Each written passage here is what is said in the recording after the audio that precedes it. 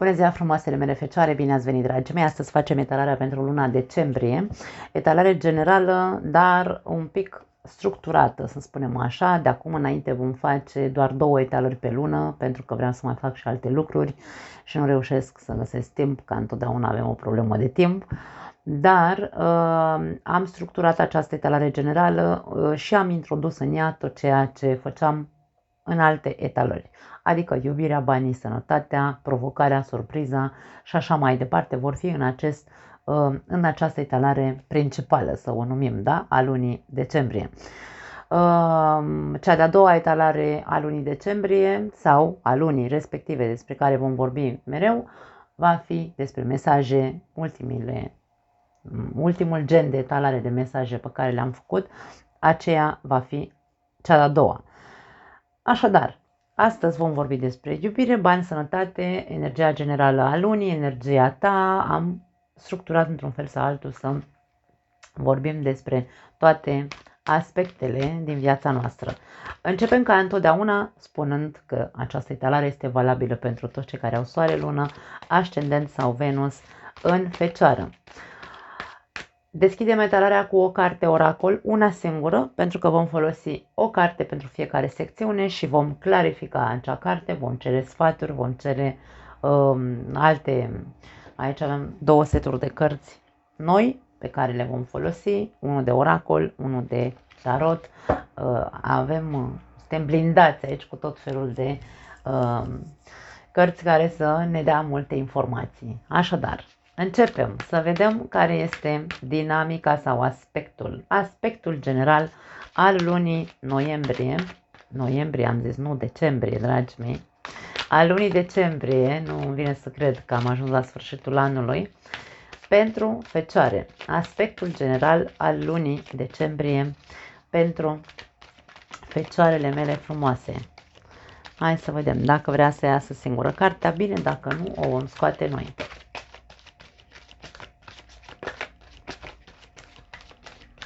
Uite, o luăm pe asta, că stă așa. Ia uite, și la voi la fel.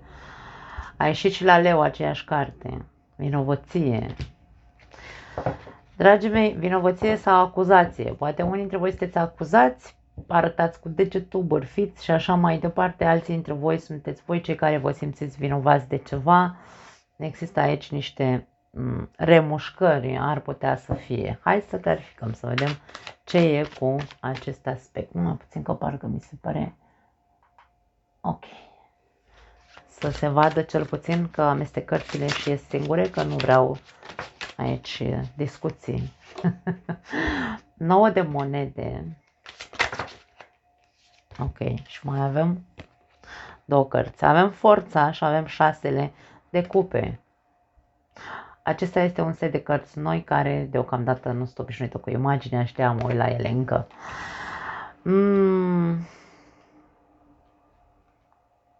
Unii dintre voi, poate în această lună decembrie, vă veți simți vinovați sau veți avea remușcări că nu ați făcut ceva sau nu ați preluat voi un anume control asupra voastră, asupra vieții voastre, într-o arie specifică. Fiecare dintre voi vă simțiți vinovați pentru ceva anume într-o arie specifică a vieții, nu neapărat despre voi înși vă, că n-ați făcut ceva cu voi. Poate fi pentru unii dintre voi, dar pentru alții dintre voi este vorba despre ceva din trecut. E ca și cum mă simt,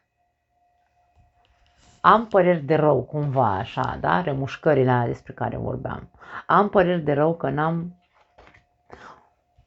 făcut mai multe pentru mine, nu m-am valorat mai mult pe mine în trecut, n-am fost eu mai...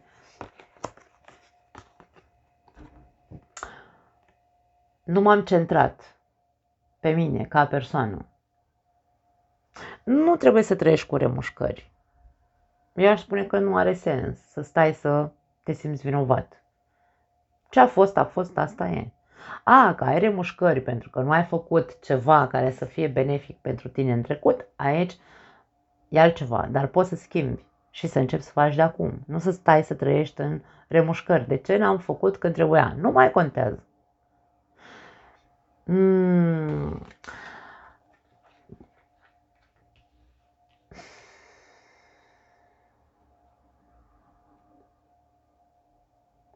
Dacă sunt bârfe la adresa voastră,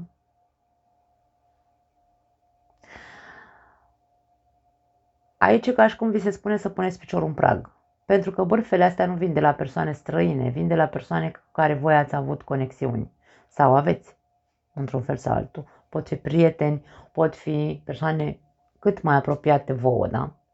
Așadar, dacă vorbim despre acuzații la adresa ta, că vezi, Doamne, nu știu, poate să spun orice, nu vreau să intru aici în detalii, să zic eu cam ce îmi vine mie. Nu. E momentul să le faci față acestor acuzații, să răspunzi acestor persoane. Impune un pic de respect și tu, adică pune piciorul în prag, da? Forța cu nouăle de monede. Impune-te sau pune piciorul în prag în fața acestor acuzații sau acestor persoane care au ceva de criticat constant la tine. Cam asta e. Încearcă să nu fii tu cel care arată cu degetul către alții. Aspectul general al lunii, în general, poate fi, uite așa, că pentru unii e valabilă o variantă, pentru alții altă variantă și așa mai departe. Dacă tu ești cel care arăți cu degetul pe ceilalți, ține-te în frâu, pentru că aici este vorba despre un ego foarte mare care probabil îți iese aici la suprafață și ai putea să faci destul de mult rău. Forța este o energie care trebuie să o controlăm. Aici avem urși, nu avem leu, dar avem urși. Cine poate să controleze un animal atât de animal? Da? Pentru că atunci când iese din noi, răutatea, iese instinctul, ursul este instinctul nostru, cum în celălalt tarot avem leul, la fel, instinctul sălbatic, pur sălbatic pe care îl avem și începem să aruncăm cu vorbe în stânga și în dreapta, să îi criticăm pe ceilalți, și în plus cumva să ne simțim mândri de faptul că ți-am spus în sfârșit părerea mea despre tine. Aici e vorba, controlează-te un pic, pentru că e posibil aici să faci foarte mult rău celor care poate n-au nicio treabă. Da. Încearcă să observi dacă tu ești în energia asta așa de... Ține-te în frâu. Dacă te regăsești în această variantă. Da. Hai să vedem energia ta în această perioadă. Energia Fecioarei în luna decembrie. Care este energia Fecioarei în luna decembrie? 6 de spade, destul de agitat te văd, e ca și cum nu mai ajungi odată să te liniștești. Ceva se întâmplă cu tine. De ceva vreme nu ești ok. 6 de spade ne poate vorbi de 6 luni agitate în viața ta, incerte sau pline de tot felul de lucruri care nu ți-au fost tocmai benefice într-un fel sau altul. 5 de spade, wow, 5 de spade și 6 de bâte. Are legătură cu prestigiul tău, îmi vine să spun pentru unii dintre voi. Tu nu te mai simți bine cu tine. Ultimile evenimente din viața ta au fost stai așa că nu-mi ies, umilitoare, îmi vine să zic. Da. Deci tu nu te mai simți bine cu tine în momentul de față. Tu nu mai știi cum să ridici capul la suprafață, nu mai știi cum să... Poate de aia ești te simți vinovat. Aș spune că e destul de personal aici pentru cineva această combinație. Unii dintre voi nu vă mai simțiți bine cu voi înși vă învinovățiți de multe lucruri pe care puteați să le faceți mult mai bine în trecut și nu le-ați făcut. Avem aici, deci avem trecutul este foarte accentuat aici. 6 de cupe, 6 de spade, 5 de spade ne arată felul în care tu te-ai simțit. Te-ai simțit în ultima perioadă oribil în ceea ce te privește. Te-ai simțit tot timpul la pământ. 5 de spade este cartea conflictelor. Conflicte cu ceilalți, conflicte în viața ta. Toată perioada a fost foarte agitată. N-ai putut să te mai bucuri de nimic aici. Și nu te mai... Parcă nu reușești să te liniștești și să ajungi din nou să ridici capul sus de la pământ. 9 de monede, 6 de bâte. Aici este vorba despre tu ai puterea să te ridici de la pământ, da? Dar înainte să ajungi să te îmbărbătezi și să zici, gata, domne, nu mai stau în stările astea, aici este vorba de, uite, cât preț pui pe tine, pentru că tu dacă stai și te învinovățești și ai remușcări, că vezi, Doamne, n-am făcut și trebuia să fac, nu, cu cât mai mult stai în această energie de vinovăție sau de remușcare, ce-o fi ea, sau de te lași influențat și acuzat de alții și nu protestezi sau nu pui piciorul în prag, cum am zis mai devreme, nici în fața ta, nici în fața celorlalți, o să-ți fie foarte greu să ieși de acolo. Da? Deci tu aici, câți bani faci tu? Mie îmi place de multe ori să zic acest lucru noului de monede. 9 de monede. Câți bani valorezi tu? Și nu mă refer la material. Care sunt calitățile tale cele mai strălucitoare? De ce nu reușești să le conștientizezi? Să conștientizezi că ești valoros și că trebuie să te ridici în picioare.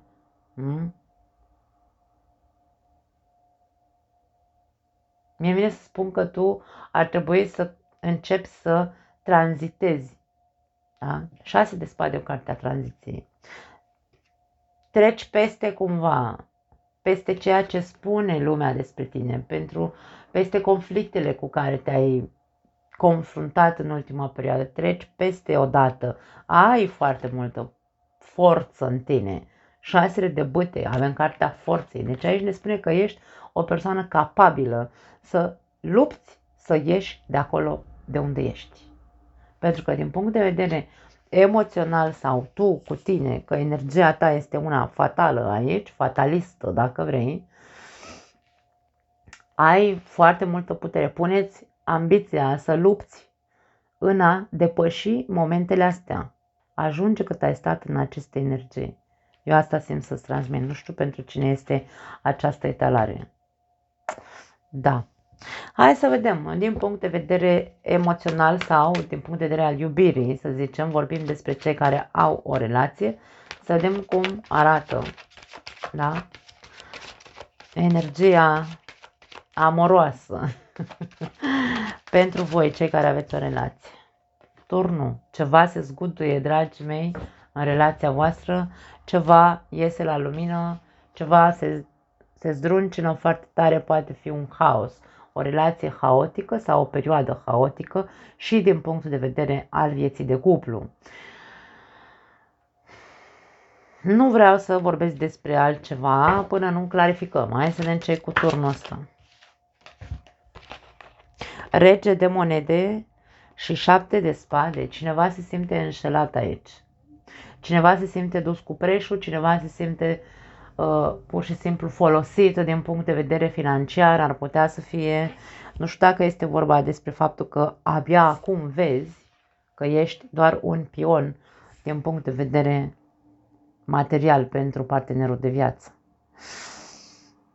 Există o iluminare care vei vedea ceva cu foarte mare claritate. Bine, vei vedea ceva, nu vei vedea ceea ce trebuie să vezi cu foarte mare claritate.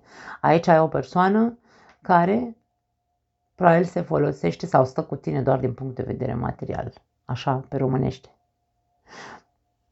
Sau poate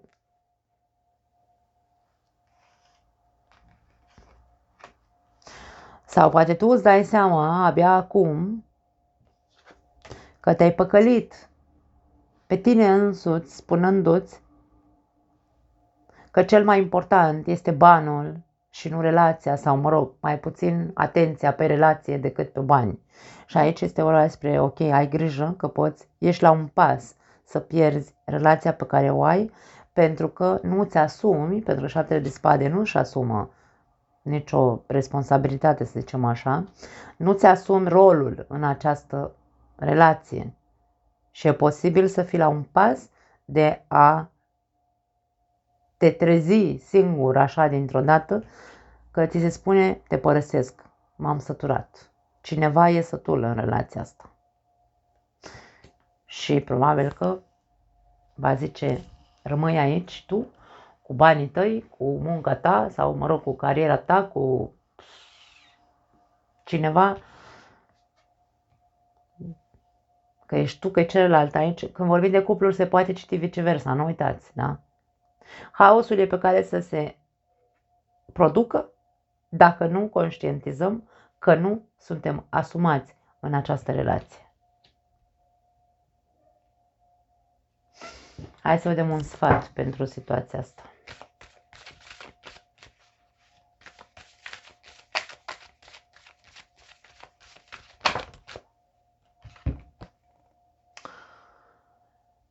Mereu este posibil să rescriem povestea. Deci aici putem să vorbim de faptul că dacă ne trezim la timp și vedem că există un pericol în care suntem în pericol să ne pierdem partenerul de viață pentru că dedicăm prea multă atenție banului și nu relației, aici putem să rescriem istoria, povestea și să ne trezim și să începem să ne asumăm rolul în această relație. Pentru ceilalți care veți conștientiza că partenerul vostru stă cu voi doar pentru că are interese financiare, acest sfat poate fi despre întotdeauna poți să începi de la zero cu altcineva. N-ai de ce să rămâi lângă un astfel de partener sau un astfel de relație bazată doar pe interese. Nu pot să zic altfel aici. Mereu este posibil să începi o altă relație cu altcineva care să nu fie interesat doar de partea ta materială. Da, hai să vedem cei singuri. Iubirea pentru cei singuri în luna decembrie. Ia uite ce frumos, 10 de cupe. Dragii mei, dacă aici putem să vorbim de o cerere în căsătorie, în cazul în care, nu știu, uite, aveți pe cineva în viața voastră de ceva vreme, nu a fost o relație în care să trăiți împreună în aceeași casă, aici poate fi direct ori o cerere în căsătorie, ori vorbim despre faptul că nu aveți cum să aveți nunta în luna decembrie, dar poate fi cererea sau poate fi decizia ambilor să vă mutați împreună, poate fi și asta. Dar această carte ne arată fericire, ne arată armonie, ne arată iubire, ne arată confort, ne arată căldură în luna decembrie pentru tine din punct de vedere amoros. Dacă nu ai pe nimeni, apare cineva în viața ta așa, cu aceste trăiri fericite, da? Este cartea acelei fraze, au trăit fericiți până la adânci bătrâneți. Astea monede. Nu, ăsta nu e asul, ăsta e pajul, pardon, ăsta e un set de cărți noi, care încă nu sunt obișnuită cu el.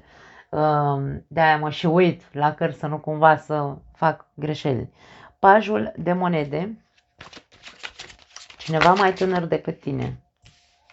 Poate fi o persoană care a intrat la facultate sau care face acum niște studii. Avem împăratul și pajul de cupe. Hei, multe personaje aici.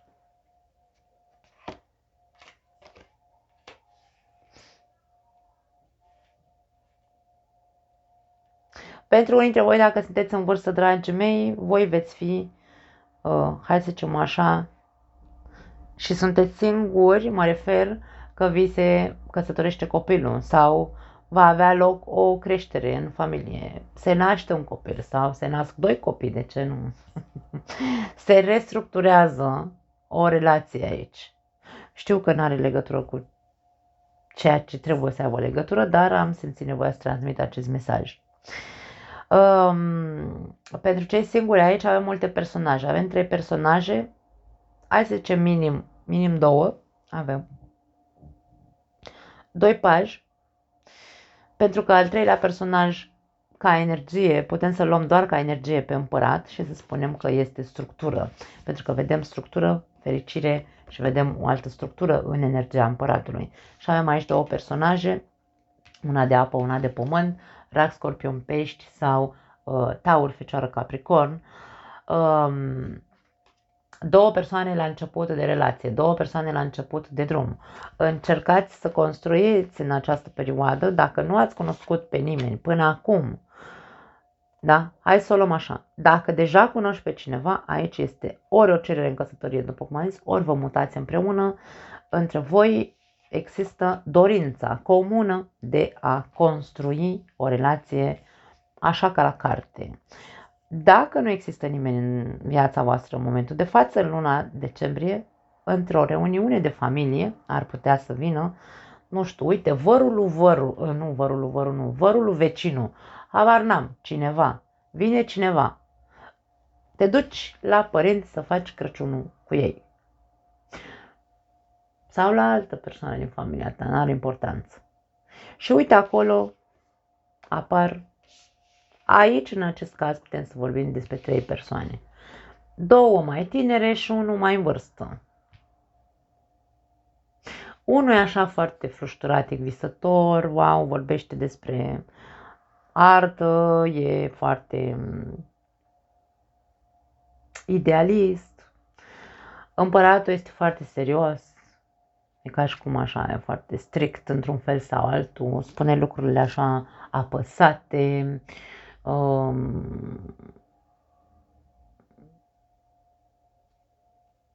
e o persoană matură, adultă, se vede că este o persoană adultă, ăștia la alții 2 sunt mai tineri.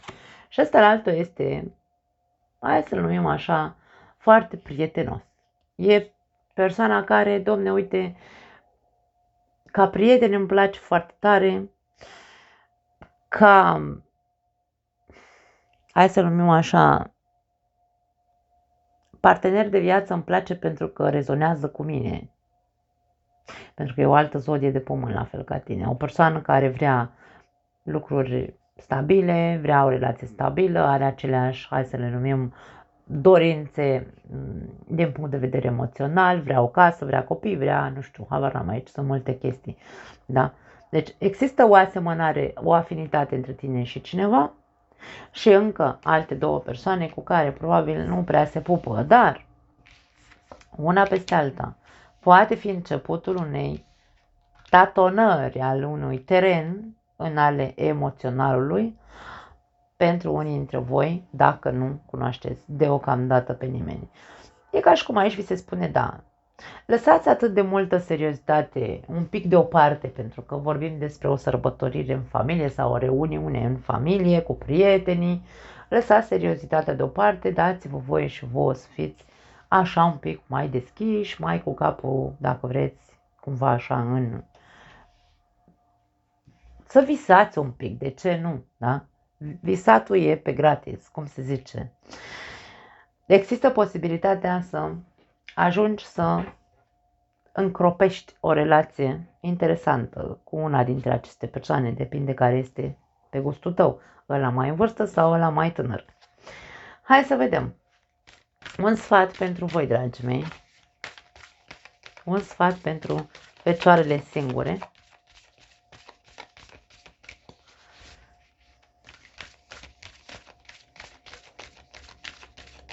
Na, că nu vrea să sară.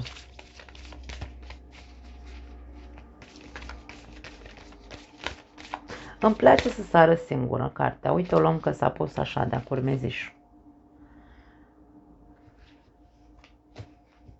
Interesant. Avem furtună aici. Primul cuvânt care este furtună. Și jos avem mesajul orice furtună se va termina cândva. Va ajunge la finalitate. E ca și cum acum, pe plan amoros, voi cei singuri, dacă până acum ați fost așa, nu știu, îngrijorați, să zicem, că vezi, Doamne, nu reușesc să-mi fac și o familie, să fac copii, să nu știu ce. E ok, liniștește-te cumva aici, da? După orice perioadă de îngrijorare sau complicată, întotdeauna este soarele, da? Știm, după furtună este soarele. Cam asta este ceea ce vă spune acest card. Că totul se termină și se poate. După o perioadă complicată vine una benefică. De-aia spun că este de profitat acum, da? E de profitat în ce sens? Să vă deschideți din punct de vedere emoțional pentru a lăsa pe cineva să intre în viața voastră. Pentru că există posibilitatea să fie una frumoasă, o relație frumoasă. Da, hai să vedem mai departe ce avem aici. Carieră, finanțe, job, afaceri, proiecte, tot felul de lucruri care țin de partea financiară, da? Hai să vedem pentru Fecioare ce se arată din punct de vedere economic. Caleașca, se arată un progres, se arată un succes pentru voi, o călătorie de afaceri ar putea să fie, o plecare în străinătate ar putea să fie pentru alții dintre voi. Vorbim despre o mișcare, se mișcă lucrurile către bine, da? Pentru că este carul de triumf, dacă vrei, Caleașca, care ne vorbește despre un câștig din punct de vedere financiar. Mai departe, 9 de cupe, da, este ceea ce ți-ai dorit. Mulți dintre voi v-ați dorit un succes, v-ați dorit o mișcare benefică din punct de vedere financiar și aici se va împlini în această lună decembrie. 2 de cupe, avem un nou contract pentru unii dintre voi sau o nouă asociere sau o nouă colaborare care va duce la succes. Da, cam asta e. Încep să se miște lucrurile după o perioadă, ia uite, avem aici 8 de cupe, după o perioadă de nesatisfăcătoare, să zicem așa, din punct de vedere financiar. Mă bucur, dragii mei, să văd că se mișcă foarte mult, cu foarte mare viteză în luna decembrie lucrurile din punct de vedere financiar pentru voi. Nu pot să zic altceva, e de bine. Hai să vedem sănătatea. Care e treaba cu sănătatea pentru voi? Și la voi aici, diavolul, măi. Și voi, ori aveți voi planete în leu, ori aveți planete, ori aveți de-a face cu un leu, ori aveți planete, nu știu, ascendentul sau ceva în leu, pentru că aici a căzut pe aceeași poziție diavolul. Și, cum am zis la începutul etalării, acel mesaj de vinovăție a ieșit și la leu primul mesaj.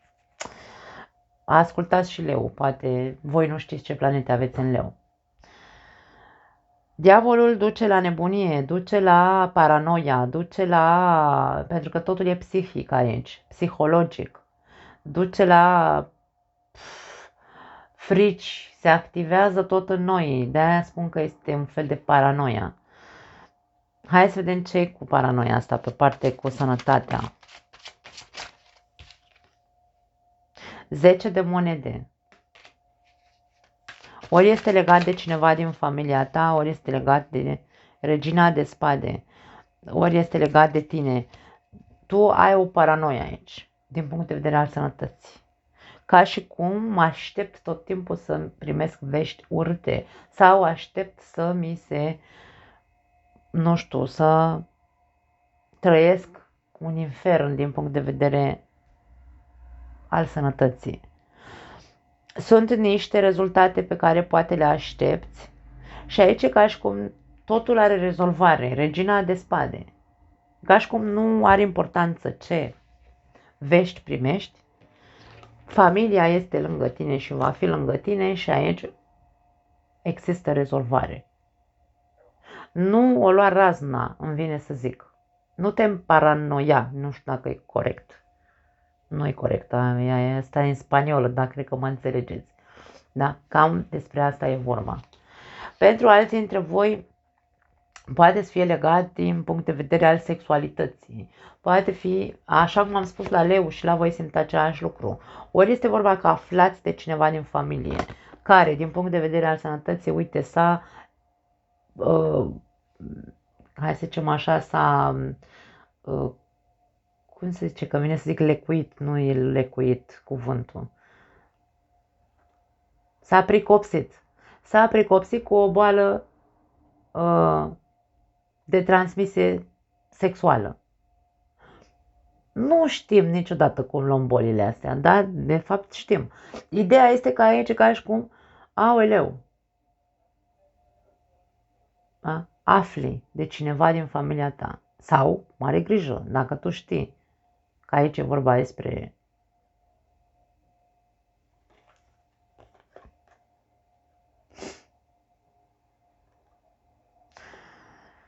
un pericol, da? Pentru că diavolul poate veni cu pericol, despre un pericol. Depinde cu cine ai un contact sexual, poate fi să te duci să-ți faci controle de boli venerice. Nu pot să spun altceva aici, ce să zic, dragii mei. Cam asta este ceea ce simt din punct de vedere al sănătății. Dacă e vorba despre orice altă veste pe parte de sănătate, încearcă să nu ajungi la paranoia, asta simt, nu te lăsa înfricoșat atât de tare sau speriat atât de tare, temător, încât să crezi că nu are rezolvare. Aici avem rezolvare cu regina de spade, totul, există soluții, da, nu pot să zic altceva. Bun, trecem la secțiunea provocare. Nu vom mai folosi întrebarea care e provocarea lunii pentru voi, ci vom folosi întrebarea la ce ar trebui să fii atent în această lună decembrie. La ce ar trebui să fii atentă fecioară în luna decembrie.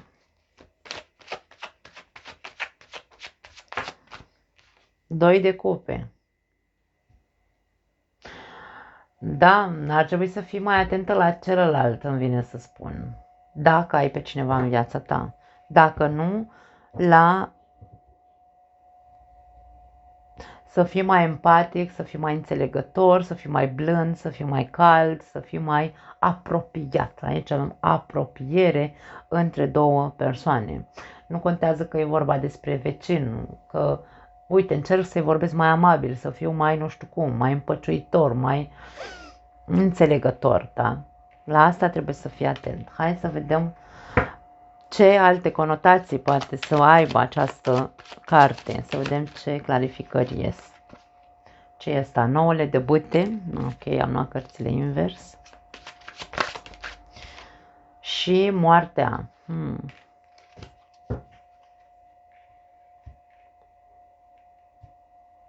E o reticență pe care o ai în privința unei persoane apropiate.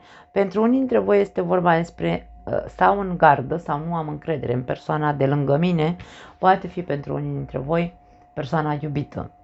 Da? N-am încredere, domne, neam din ce îmi zice, din ce îmi transmite, habar n-am aici, este vorba de asta în gardă, neîncrezător că celălalt zice cumva adevărul.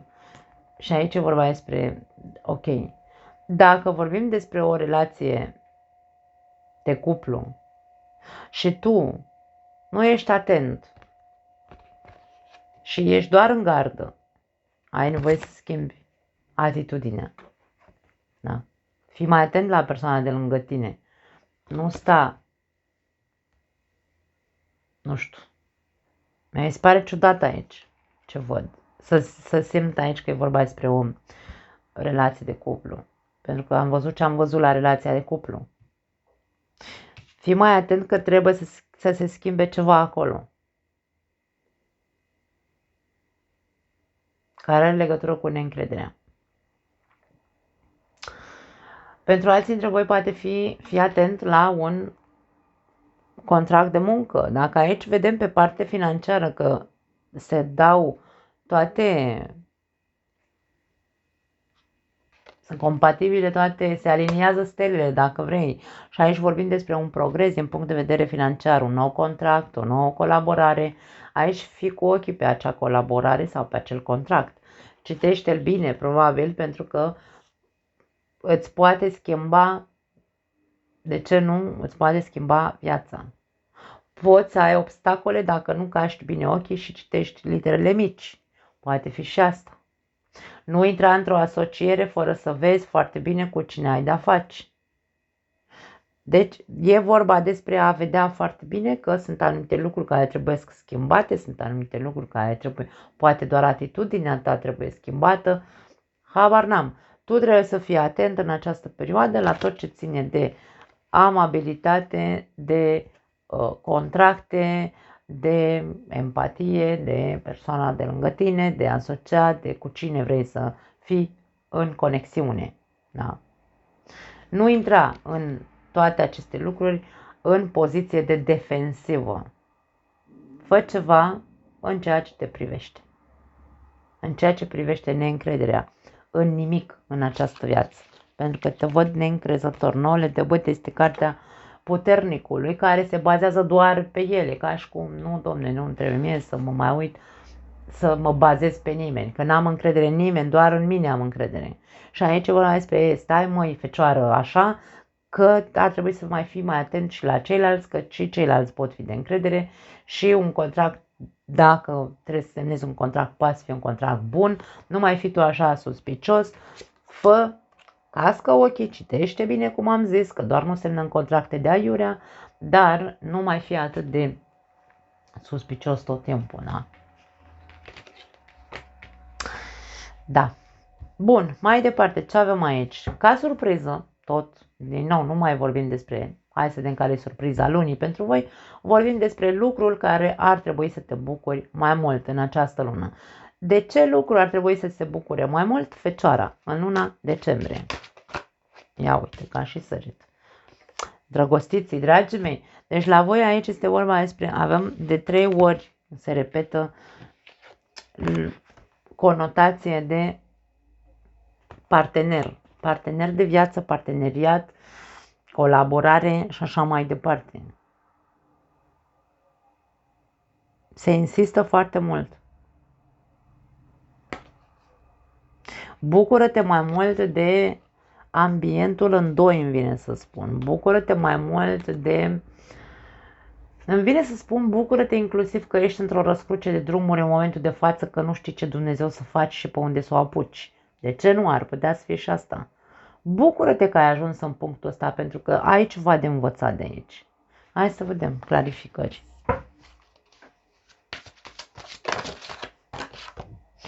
Ce e asta? Regele de cupe. Nu e tot pe cupe, se insistă aici. Și regina de bâte. Deci aici vorbim despre o conexiune între tine și partener, un prieten poate fi, dacă nu e un partener de viață, că nu ai. Aici e vorba despre bucură-te mai mult și nu mai sta așa nu cumpănă, că ăsta nu-i cumpănă, îndrăgostiți, este răscruce. Nu știu ce vreau, domne.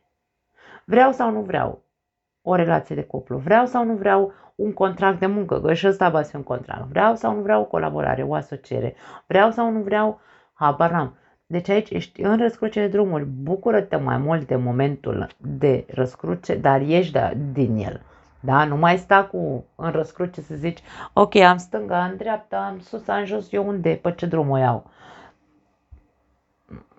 Aici se cere acțiune și maturizare emoțională. Nu pot zic altceva. Da? Bucură-te de viața asta în compania altora, îmi vine să zic. Pentru că ești prea... Aici ceva se întâmplă cu tine, ești prea paranoic, ești prea...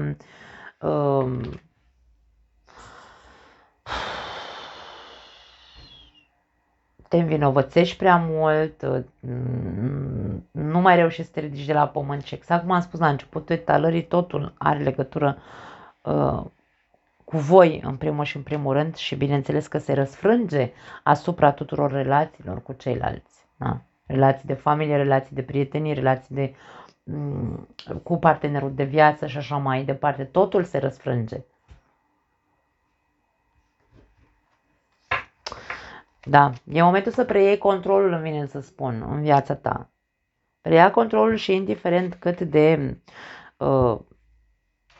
complicată ți se pare luna decembrie, să zicem, într-un fel sau altul, cu atât mai mult tu trebuie să fii mai ambițios, cum ar veni, cu 6 de bâte aici, cu cartea forței, să fii mai ambițios ca să preiei frâiele și să zici, băi, eu pot să ies de aici, nu pot să stau în continuare așa.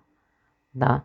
Trebuie să depășesc momentul ăsta, trebuie să depășesc răscrucea asta, trebuie să iau o decizie benefică, bineînțeles, pentru mine. Hai să vedem un sfat sau un alt mesaj final pentru voi, dragii mei. Un sfat pentru fecioare sau un mesaj în plus. Acest oracol este, de fapt, un set de cărți de tarot, dar conține mesaje pe lângă Wow, avem 3 cărți. Bun, le luăm, că nu se știe niciodată. Ok. Avem 7 de spade, 7 de bâte și 8 de spade. Foarte interesant aici. Fiecare au mesajele lor. Sunt în engleză, dar cum stau prost cu engleza, le-am tradus și le avem aici și zice așa. În primul și în primul rând, primul mesaj vine de la 7 de bâte care avem, de bâte, care avem o vrăjitoare, sunt așa cu esență de witches, witch. Avem o vrăjitoare care este acuzată sau trasă la răspundere de celelalte vrăjitoare. Și aici, ca și cum îmi lasă impresia, imaginea asta că avem mai ales conotația asta de vinovăție, că nu trebuie să te lași tras la răspundere decât de persoanele care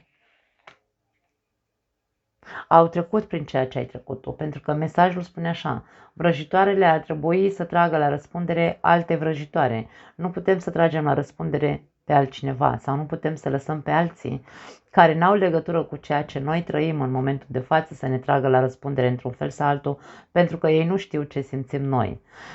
Da? Deci nu te lăsa tras la răspundere, decât de cei care într-adevăr știu ce înseamnă să trăiască în papucii tăi în momentul de față.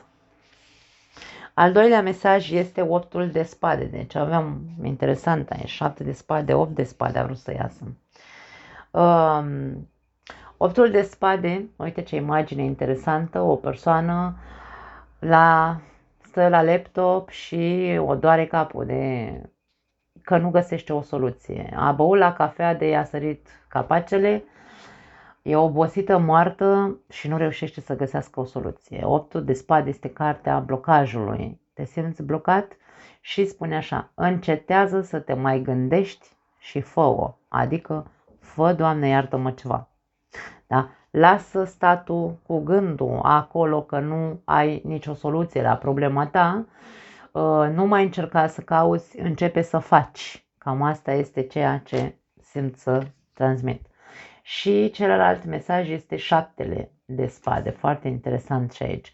Și avem o persoană care, uite, ne arată că are un pantof în mână și încearcă să omoare un păianjen aici. Ca și cum să fac să omor păianjenul ăsta, se întreabă persoana asta. Că e ca și cum din capul ei ies aceste gânduri, spadele sunt gândurile noastre. Și aici mesajul este următorul: acțiunile tale sunt într-adevăr atât de altruiste pe cât crezi. Foarte interesant, mi-a plăcut când am tradus mesajul ăsta și am văzut ce vrea să ne zică, zic, wow, foarte interesant, captat de creatoarea acestui set de cărți. Acțiunile tale sunt într-adevăr atât de altruiste pe cât crezi? Întreabă-te. Dacă vorbim aici despre faptul că tu îi acuzi pe ceilalți, trebuie să vezi dacă într-adevăr o faci din altruism sau din răutate. Dacă te lași acuzat, întreabă-te de ce. De ce te lași acuzat de alții care nu sunt în papucii tăi? Dacă vorbim de faptul că nu mai știi cine ești și așa mai departe, ești sigur că care este motivul pentru care tu nu mai știi cine ești? Ce s-a întâmplat cu tine în trecut? 6 de spade ăla pe care îl avem. Avem 5 de spade, 6 de spade, 7 de spade, 8 de spade în etalarea asta. 7 de spade se repetă. Așadar, dragii mei, este vorba despre asta. Încercați să fiți, hai să zicem așa, să conștientizați niște lucruri în această lună, în legătură cu voi. Nu mai am altceva. Vă pup, ne vedem data viitoare. Ciao!